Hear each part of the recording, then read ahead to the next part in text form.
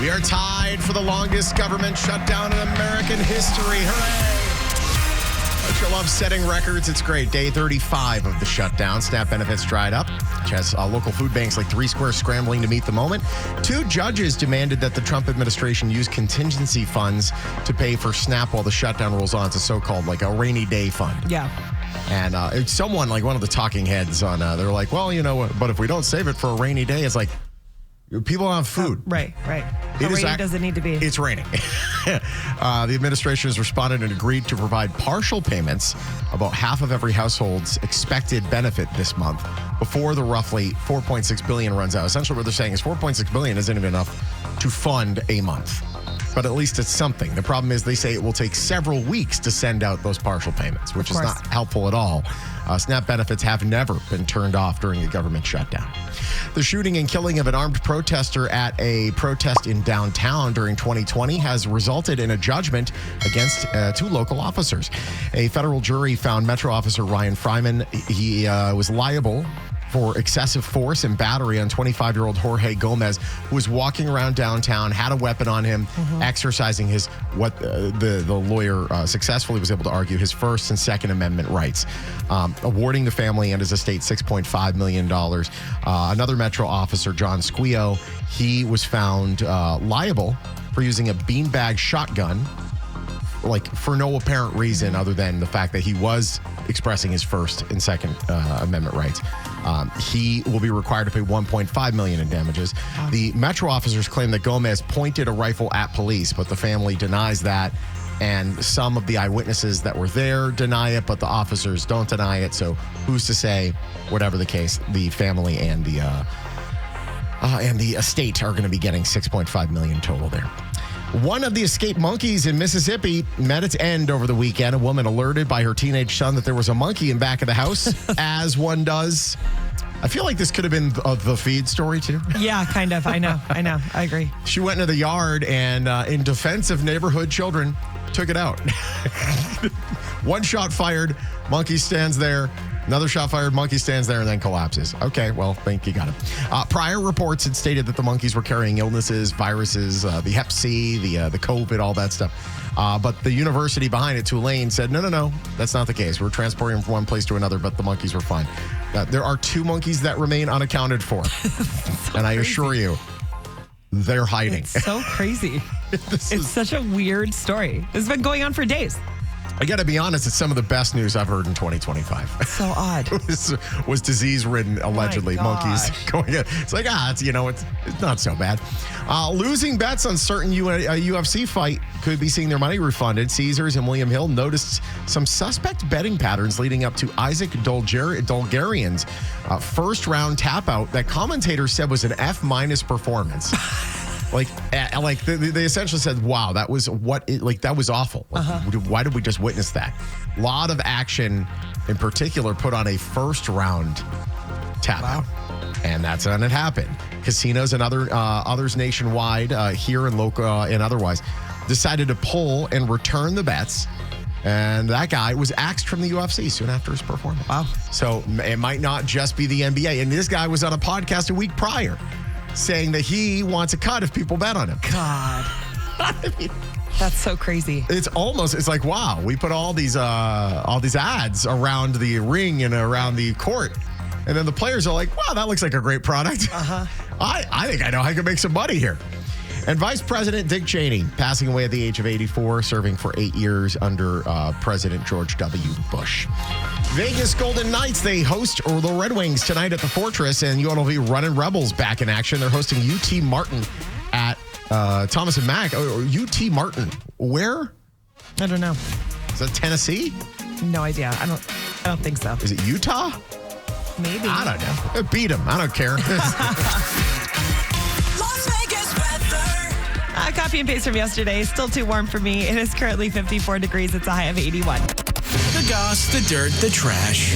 It's all in Amy's update. Aimee+Shawn, 102.7 VGS. Amy's Update brought to you by Boomer Sportsbook. Get your first deposit matched up to $250 in bonus bets. Jonathan Bailey, the wicked hunk, has just been named People's Magazine's Sexiest Man Alive. They announced it last night on The Tonight Show. Jimmy Fallon brought up the cover of People Mag, and I'm here for it. I think it just is very fitting. He is very, very good looking, and Wicked is literally incredible. And I think it just fits good. But I got to be honest. I think that when People Magazine does the Sexiest Man Alive, they're always on point. I feel like I've never been disappointed with their pick. Even when they picked Blake Shelton, I don't think Blake Shelton is the sexiest man alive per se, but in that he was hysterical. He was top of his game. He had just got with Gwen. I thought it was very fitting. Yes. I feel like they take it seriously. I feel like People's never like, you know what we should do? Let's pick this person so everyone talks and how. Right. Yeah. Agreed. That's what Rolling Stone does. Every list they've ever made is just there to annoy you. Yeah, exactly. Exactly. Hey, Megan Fox is allegedly, quote, madly in love with Machine Gun Kelly again. They had a baby together. Maybe it was this year, because oh my God, this year's almost over. I believe it was this year. At any rate, they broke up at one point, and it was pretty bad. I believe it when she was pregnant.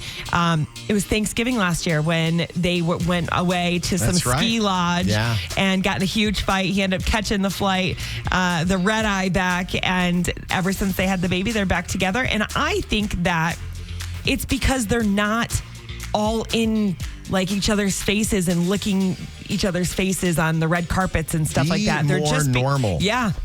And maybe we will stay out of your business and you stay out of our face. Yeah. And then maybe we don't want to hear from you. We don't want to see you. We wish you well. That's pretty much how I feel about them. They just annoy me. I completely agree with you. I'm That's MGK as a whole, by the way. Yes, except I say it all the time when I saw him come out with Jelly Roll at the Morgan Wallen concert. He came out and I was like, wow, I don't hate you in this moment. Right now, I actually are enjoying the heck out of you. Is it like a requirement now that people with face tattoos have to perform with each other? Is this what's happening? It's working. You got what's his face too? Post Malone, Post Jelly Malone. Roll. Yeah. MGK. Honest to God. It's like they've made a union. I guess so. Hey, Kim Kardashian was doing Vanity Fair because they are all promoting All's Fair, and they hooked her up to a lie detector test. Obviously, I doubt it's a lie detector test. But they did ask her, I thought this was a funny question. They asked her if she used ChatGPT, and she said she does. And she used it for legal advice when she was going through school, and she would look at the picture, take a picture, put it on ChatGPT, and she said almost always it was wrong. How crazy is that? Well, and I think ChatGPT said they're going to stop doing legal advice now.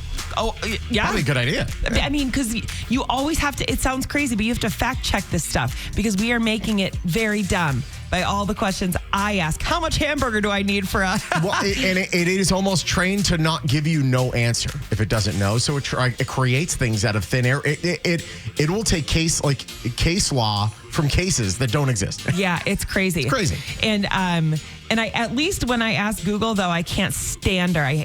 I just sometimes want to punch her. I'll be like, hey, Google, something's like, I don't know if I understand the question. What do you mean you don't understand the question? It's who sings this song? The speakers don't have the Gemini AI yet, so it's still the dumb stuff. But I almost prefer the dumb stuff. The simplest questions. My Google is so dumb. Maybe I can't that stand explains, maybe she had early access to ChatGPT. Hey, do you think Kanye West will make a great husband and father? Yo, this Jay. Maybe they said yes. Maybe. Who knows? And lastly, Taylor Swift has spent $2 million additionally on her security to avoid being seen walking into Travis's games.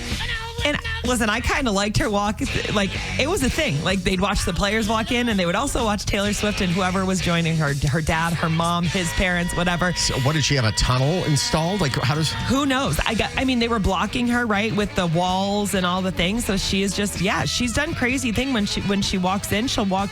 The first game she went to, we talked about it. She just walked in with his friends that are massive athletes, and they were just really tall, and she's tall, but they were just taller, and nobody even noticed her. And now everybody's looking for her. So yeah, it's wild. They spend combined $8 million a year on security for the two of them. I couldn't imagine. I mean, I could not imagine. The people And were they're, showing up at his house. Yeah. And I just couldn't imagine like having to have all of those people surrounding you at all times, all day. Not so.